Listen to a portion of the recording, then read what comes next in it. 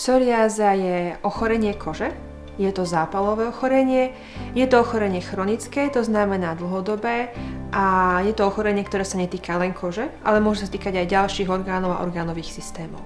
Pri neliečenej psoriáze sa zápal môže prenášať ďalej a viesť k vyššiemu riziku rozvoja cukrovky, metabolického syndrómu, môže dôjsť k zvýšeniu krvného tlaku, zvýšenému riziku kardiovaskulárnych ochorení a takisto aj k prechodu na kĺby a rozvoju psoriatickej artritídy.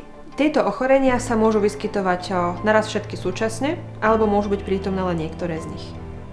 Pacient so psoriázou zvyčajne začína svoju cestu u kožného lekára, ale pri týchto ďalších komplikáciách treba určite konzultovať aj ďalších špecialistov, ako je internista, diabetolog a ďalší.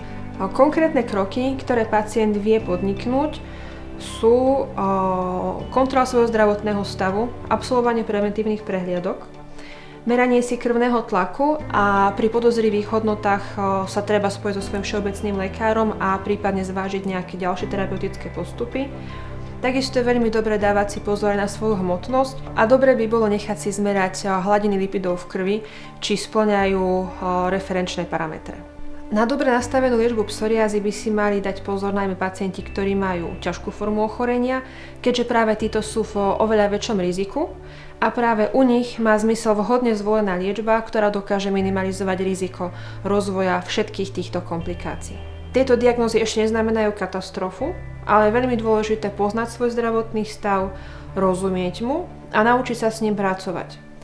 Základom je zdravá životospráva, dodržiavanie odporúčaní od odborníkov, ale čo nám skutočne môže pomôcť pri psoriáze, je správne nastavená liečba psoriázy, ktorá sama o sebe dokáže minimalizovať riziko jednotlivých komplikácií.